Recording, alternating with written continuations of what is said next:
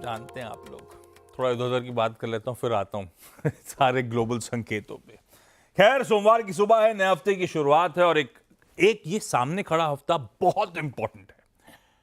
Events के लिहाज से इस हफ्ते की इंपॉर्टेंस मैं आगे समझाता हूं, लेकिन पहले भारतीय बाजारों के लास्ट वीक पे परफॉर्मेंस में नजर डाल लेते हैं एक बार। वो कहते हैं ना, छोटा पैकेट बड़ा धमाका। पिछला हफ्ता एक ट्रंकेटेड वीक था, मंडे को ईद की छुट्टी थी, 4 दिनों का कामकाज आपकी स्क्रीन पर।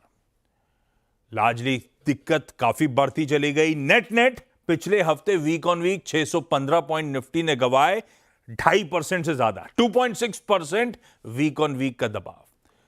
तो दरअसल पिछले कुछ हफ्तों से जो धीरे धीरे मोमेंटम बन रहा था भारतीय बाजारों का, लार्जली वो पूरी तरह से अब फिजल आउट होना शुरू हो चुका है। वो वीक ऑन वीक परफॉर्मेंस भी निफ्टी का आपकी स्क्रीन पर आएगा।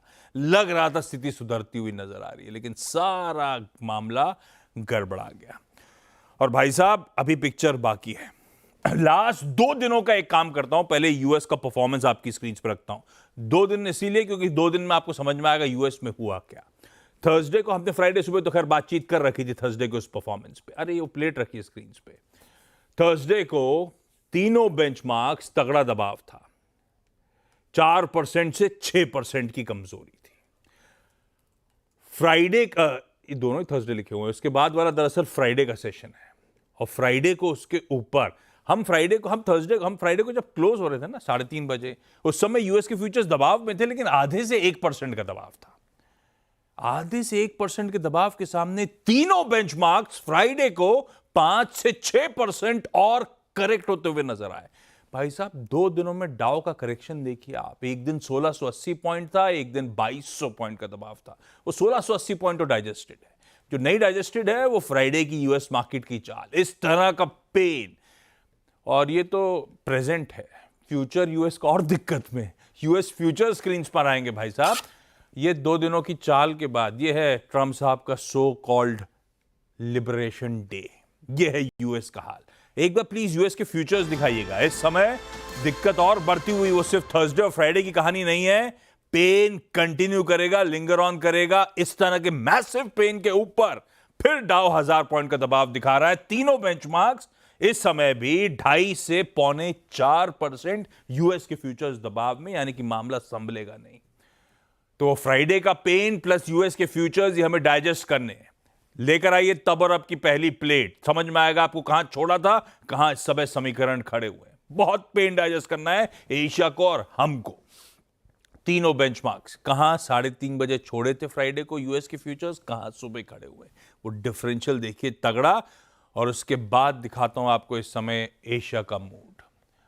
ये हैंडओवर दुनिया भर पे भारी पड़ रहा है, मूड काफी बिगड़ा हुआ है। पूरा एशिया स्क्रीन पर आ जाएगा और साथ में गिफ्ट निफ्टी कह रहा है, अरे भाई साहब ये तो फिर भी ठीक है।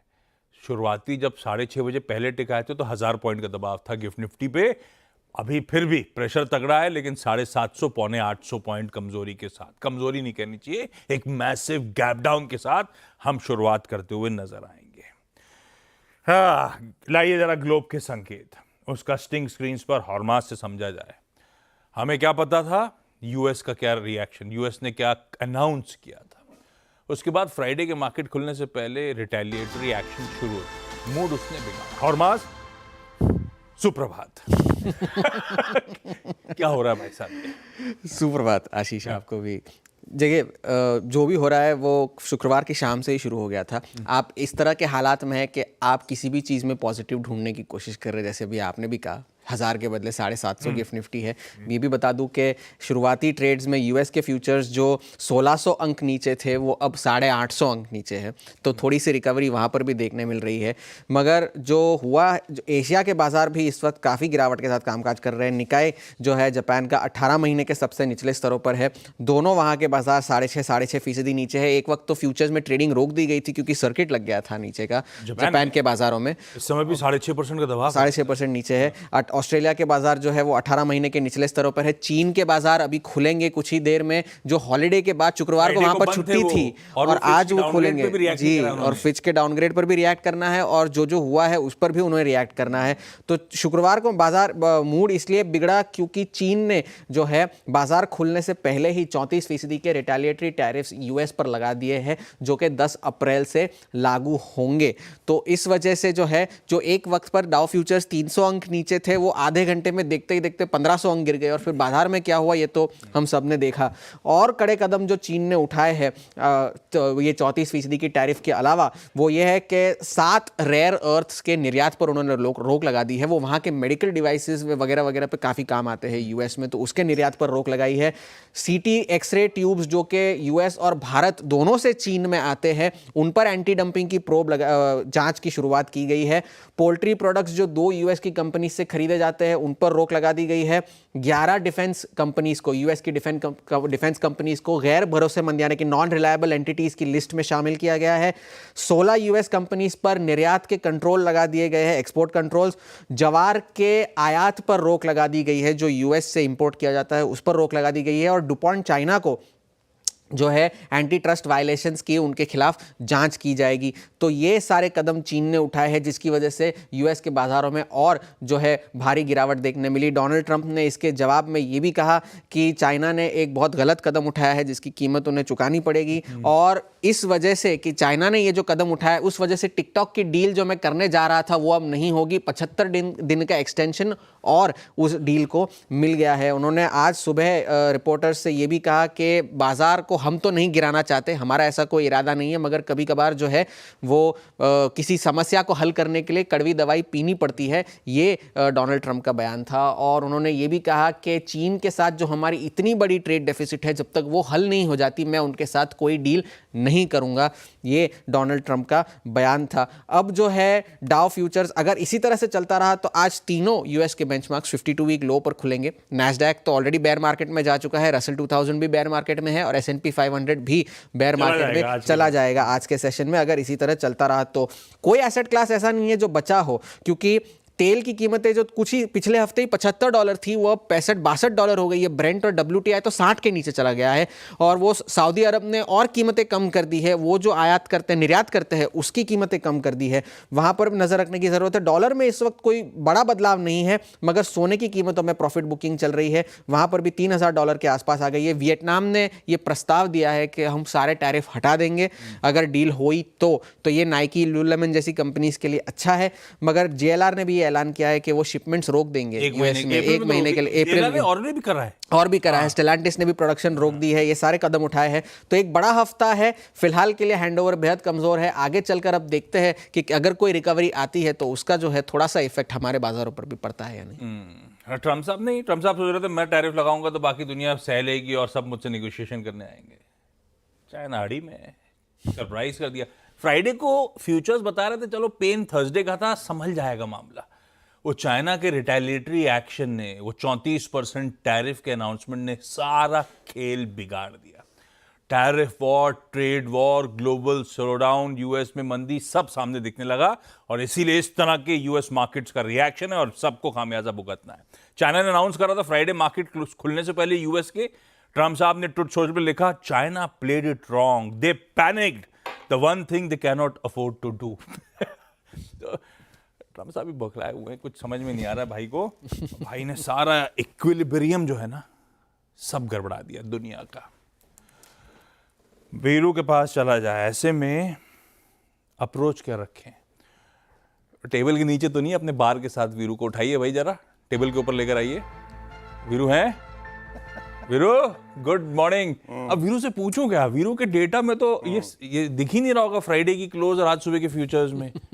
वीरू जिस पॉकेट डिस्ट्रेक्टरी में खुलेंगे वो तो मामला स्टॉक मार्केट के वाइल्डेस्ट, वो क्या कहते हैं, थॉट प्रोसेस के बियॉन्ड ही है। हम जहां खुलने जा रहे हैं, आपकी इमेजिनेशन के जो दायरे से ना, आपकी सोच के दायरे से बाहर है आशीष। देखिए आशीष, वो 20 डे में 23,130 पे जो वो टूटा था, जो हम बात भी कर रहे थे शुक्रवार को रेंज, उसके बाद 22,800 तो था।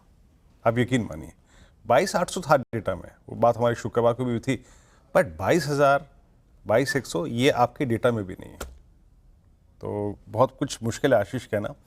मैं इतना ही कहूँगा जहाँ पे जिस ट्रैजेक्टरी में हम खुल रहे हैं वो 22,100, ये वही रिसेंट लोज हैं, 100 वीक एक्सपोनेंशियल मूविंग एवरेज। तो दिक्कत तो है। मैंने अपने करियर में पहली बार आशीष आज 6:30 पर गिफ्ट निफ्टी का, जो कि पहले अर्लियर SGX निफ्टी होता था, पहली बार 1000 पॉइंट का डाउन टिक देखा, पहली बार। गिफ्ट निफ्टी की हिस्ट्री का तो पहला है, यस पहला है। तो आए रणनीति पे आशीष, जो भी है बच्चे कुछ ही देर बात कर लेते हैं। कुछ तो अप्रोच रखेंगे अपन। जो एटलीस्ट फ्राइडे तक का हैंडओवर था, स्ट्रेंथ वाली पॉकेट्स थी, क्या मूड माहौल दिख रहा है वो समझ तो लेते ही हैं। मान लीजिए इस तरह का गैप डाउन हो रहा है तो फिर क्या ऑब्जर्व करूं स्क्रीन पे? जानते हैं आशीष दिक्कत क्या है कि कल शुक्रवार को निफ्टी ने रिएक्ट किया वाइल्ड तरीके से, यानी आपके जितने भी globally associated sectors like metals, like pharma ने जो 9:30 पे आपने वो फ्लैश पड़ा था आशीष, उसके बाद वो प्राइस डैमेज हुआ। दिक्कत ये थी कि इस फॉल को गैस करना बहुत मुश्किल था। 22,800 था, बट आप एक डाइकोटमी देखिए आशीष, क्या है, कितनी बड़ी डाइकोटमी है। और मेरे ख्याल से हमारे करियर में पहली बार देखने को मिल रही है। Nifty is below all averages, Nifty सारे एवरेजेस के नीचे है, और निफ्टी बैंक अपने 10 डेमा से 500 पॉइंट ऊपर है। मतलब एक धरातल पे है और अभी भी एक आकाश में है। दिक्कत यह है, एक 200 डेमा के नीचे और एक 10 डेमा से 500 पॉइंट ऊपर। आते हैं थोड़ी इंस्टीट्यूशनल अप्रोच को देख लेते हैं। एफआईज ने अपने आप को इस गिरावट के लिए प्रिपेयर कर रखा था, but not exactly in that big quantum. कोई ऐसा नहीं था कि उनके पास 1.5 लाख 2 लाख कॉन्ट्रैक्ट शॉर्ट थे। बट दिक्कत यह है कि यह समस्या बहुत विकट है, और अब एफआईआईज डीआईआईज दोनों सेलर्स हैं, दोनों के दोनों सेलर्स हैं। ऐसा नहीं है कि आपका डीआईआईज आके बाय कर रहा है इस फॉल को, नो, नॉट एग्जैक्टली। और निफ्टी की अगर आप प्लेसमेंट देखें तो वहाँ पे 23,000 पे, 23,100 पे, 23,200 पे कॉल राइटिंग थी, बहुत कॉल राइटिंग थी। अब एक बात समझ लीजिए आप सिंपली, अब पिरामिड्स दिखाने का कोई मतलब है नहीं। 22,100 वो है 100 वीक एक्सपोनेंशियल मूविंग एवरेज। उसके नीचे आपके पास कोई सपोर्ट नहीं होगा डेली चार्ट्स पे, न वीकली चार्ट्स पे। इंट्राडे में कोई भी पुल बैक टुवर्ड्स 22,500, 22,600 अगर हम उसको रीगेन नहीं कर रहे हैं आशीष, तो वो फिर से एक सेल अपॉर्चुनिटी होगी। याद रखिएगा, इंट्राडे में अगर आप 22,500 को 22,600 को फिर रीगेन नहीं कर रहे हैं तो एक सेल अपॉर्चुनिटी होगी आशीष। और 22,000 के नीचे थोड़ी पिक्चर आशीष खराब लगती है। मैं निफ्टी बैंक पे आशीष टिप्पणी नहीं करूंगा आज। निफ्टी बैंक पे इसलिए टिप्पणी नहीं करूंगा कि मेरे को कोई सेंस ही नहीं है इस वक्त कि मैं निफ्टी बैंक कहां खुलने वाला है। निफ्टी बैंक, बस एक बात याद रखिएगा, अगर आप लॉन्ग हैं तो रीसेंट लोज डिफाइंड थे 51,700 10 डे एक्सपोनेंशियल मूविंग एवरेज, और 20 डे में आपका 21,500 पे, 50,500 पे था। तो याद रखिए, अगर आपके पास सिस्टम में लॉन्ग है निफ्टी बैंक पे, तो 50,700, 50,500 के नीचे दोनों शॉर्ट टर्म एवरेजेस वायलेट हो जाएंगे। उसके नीचे आशीष, क्योंकि इसमें लॉन्ग्स हैं, इसमें शॉर्ट नहीं है, निफ्टी बैंक में लॉन्ग्स हैं, वो लॉन्ग्स के स्टॉप लॉसेस ट्रिगर होंगे तो वो और पेन लाएंगे। तो डिफिकल्ट सेशन है आशीष, देखते हैं जैसे खुलेगा वैसे अप्रोच करेंगे। मैं आशीष, आप यकीन मानिए, सैटरडे मॉर्निंग एक बार आशीष को लेके आइएगा। बहुत से लोगों से, विशेषज्ञों से बात कर रहा था, 22,300 पे, 22,250 पे उन्होंने गिफ्ट निफ्टी बाय किया था। मेरे ख्याल से खुलते ही साथ अगर बाजार ऐसे खुला तो उनके स्टॉप लॉसेस वहाँ भी ट्रिगर होंगे, तो दिक्कत है। और ये बात सही है, अब सेंस ही नहीं है मार्केट्स खुलेंगे कहाँ, निफ्टी बैंक कहाँ खुलने वाला है। उसके बाद तो कोई स्ट्रैटेजी की बात करेगा, उसके बाद तो कोई लेवल्स की चर्चा होगी। आइडिया तो लगे गैप डाउन के बाद हम किस ट्रेजेक्टरी को हिट कर रहे होंगे। खैर वीरू होंगे, हम लोग होंगे कंटिन्यूस सेशन में 9:15 पे, कैसा खुलता है बाजार, उसके बाद अपन सब मिलके कोई ना कोई बढ़िया स्ट्रैटेजी बना रहे होंगे इस मार्केट्स पे, समझेंगे। बड़ा दिक्कत वाला सेशन सामने आ गया है। चाइना और हांगकांग के मार्केट्स दिखाइए भाई, खुल गए होंगे, 7:10 के आसपास खुल जाते हैं। चाइना और हांगकांग फ्राइडे को बंद थे, वो चिंग मिंग फेस्टिवल के चलते। उन्होंने वाला सेशन मिस करा था मेरे ख्याल से। उस बीच वो फिच का डाउनग्रेड भी आ गया था, जिस पे चाइना ने अब तक रिएक्ट नहीं करा था, और प्लस उन्होंने रिटेलिएटरी टैरिफ भी लगा दिए थे। उन सब का रिएक्शन आपकी स्क्रीन्स पर है। हैंग सेंग 9.5% के दबाव के साथ इस समय कामकाज करता हुआ। हैंग सेंग पे नजर रखिए, क्योंकि गोरों का पैसा वहां जाता है। शंघाई तो फिर भी ठीक है, रिस्ट्रिक्टेड डाउनफॉल है। हैंग सेंग असल बैरोमीटर है वहां का, और ये है वहां का भी मूड। पूरे एशिया का बुरा हाल है। अपने गिफ्ट निफ्टी दिक्कत में, हालांकि गिफ्ट निफ्टी तो फिर भी 3.5% का दबाव दिखा रहा है, लेकिन पेन सब जगह होगा।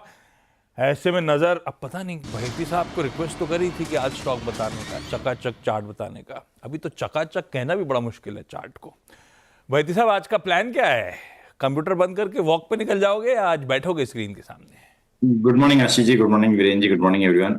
नहीं आशीष जी, स्क्रीन पे तो जरूर बैठेंगे और एक अच्छा सेशन रहेगा।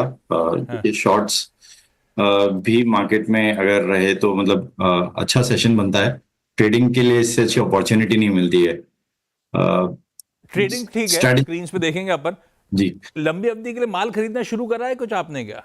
नहीं फैमिली पोर्टफोलियो में क्लाइंट्स के लिए कुछ भी ऐसा कर रहे हो? अभी कुछ भी नहीं कर रहे हो? नहीं आशीष जी, अभी तो कुछ भी नहीं, कहीं भी कोई बाइंग की कुछ भी नहीं कर रहे हैं।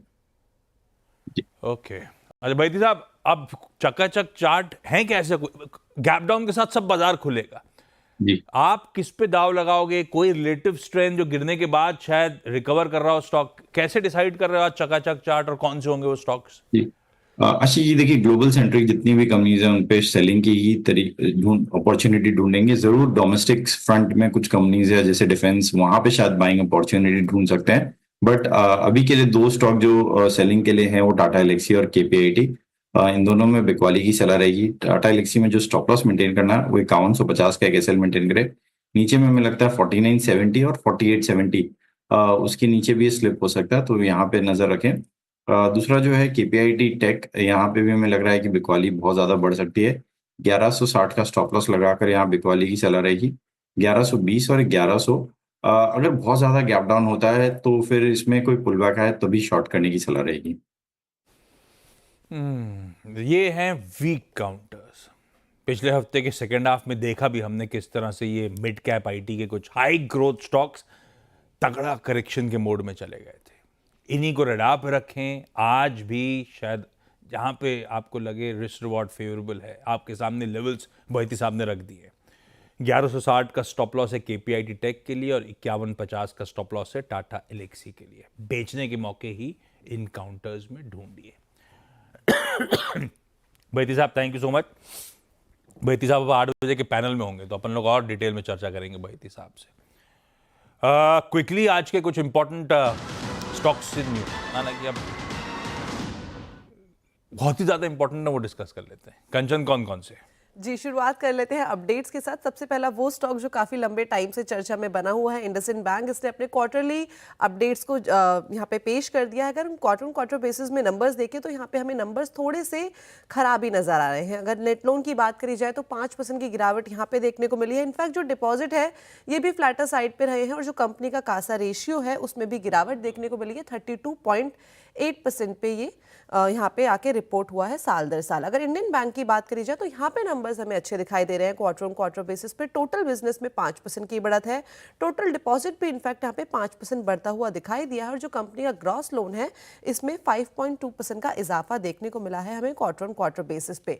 आइए बात करते हैं बजाज हाउसिंग फाइनेंस के नंबर्स की। यहाँ पे अगर हम साल दर साल नंबर देखें तो नंबर काफी रोबस्ट देखने को मिले। देखिए, ग्रॉस डिसबर्समेंट जो कंपनी का है वो 25% यहाँ पे बढ़ता हुआ दिखाई दिया है। यही नहीं बल्कि अगर हम लोन एसेट्स की बात करें तो यहाँ पे भी 25% का इजाफा देखने को मिला है। फिस्कल ईयर 25 के अगर टोटल एयूएम की बात करी जाए तो वहाँ पे हमें 26% का एक अपसाइड देखने को मिला है। और अकेला अगर Q4 देखा जाए तो वहाँ पे अप्रोक्सीमेटली 6,365 करोड़ की हमें बढ़त देखने को मिली है साल दर साल।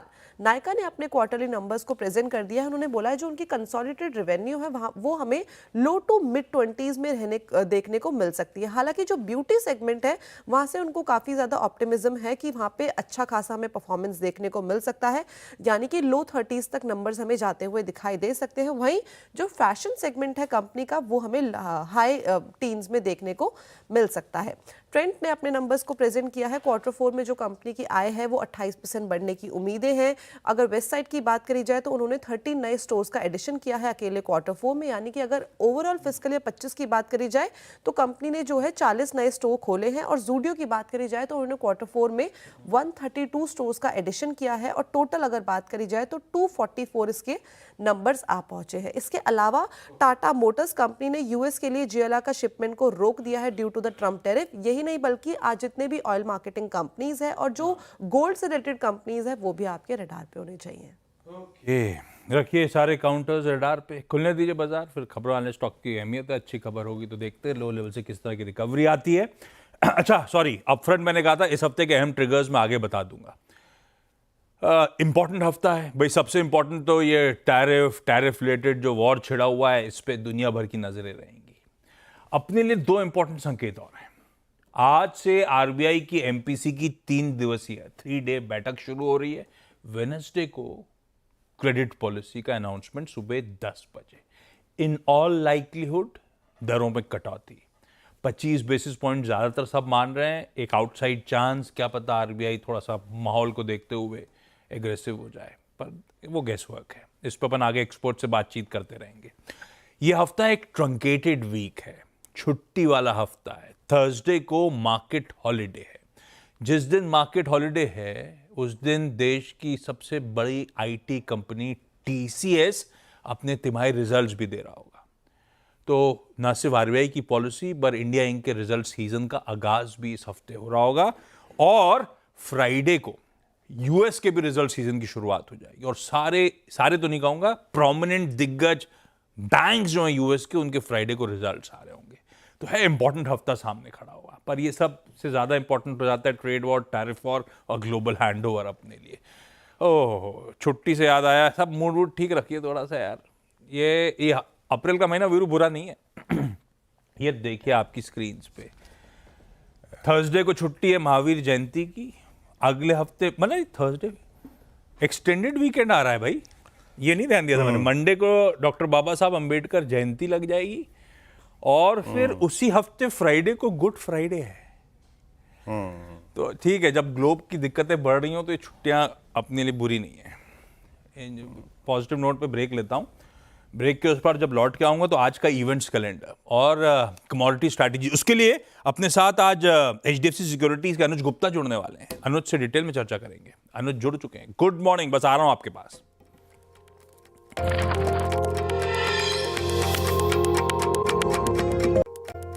चलिए भाई, ब्रेक के बाद आप सबका स्वागत है। एक काम करें, पहले कमोडिटीज, क्योंकि अनुज बैठे हुए हैं उनके पास चलते हैं। डायरेक्टर साहब साथ में एक बार तब और अब की सेकंड प्लेट दिखाइएगा। खैर, बॉन्ड डील, डॉलर इंडेक्स तो ऑलरेडी करेक्टेड थे, तो लार्जली वो लोअर लेवल्स पे कंसोलिडेट कर अच्छे खासे करेक्ट हो चुके हैं, बॉन्ड डील्स भी, डॉलर इंडेक्स भी, जिसको अपन लगातार मैप कर रहे हैं। हाँ, प्रेशियस मेटल्स में profit taking across the board है। तो गोल्ड अब कूल ऑफ होकर 3000 के नीचे कामकाज कर रहा है। और अपने लिए एक इंपॉर्टेंट क्यों, कच्चा तेल है यार। पिछले हफ्ते की शुरुआत में 75 वॉट लेवल्स वाला क्रूड 63 पे खड़ा है, $12 झटक गया ब्रेंट। इस तरह से क्रूड कूल ऑफ हो रहा है। पर ऐसे में कमाई के मौके कहां हैं? कमोडिटी कॉल्स कौन सी हैं? एचडीएफसी सिक्योरिटीज का अनुज गुप्ता साहब वापस स्क्रीन पर आएंगे। अनुज जी, गुड मॉर्निंग। कैसा मूड है भाई साहब? Sir good morning. Sir mood तो थोड़ा सा डामाडोल है, क्योंकि मार्केट काफी वॉलेटाइल है और गोल्ड सिल्वर में काफी टाइम के बाद प्रॉफिट बुकिंग देखने को मिली है। और गोल्ड जो पहले 91,000 गया था वो 88,000 आ गया है, और सिल्वर जो थी 1,02,000 गई थी, अब वो वापस 88,000 आ गई है। तो काफी बड़ा करेक्शन हमने गोल्ड सिल्वर में देखा, तो इसलिए थोड़ा सा मूड सर डामाडोल सही है।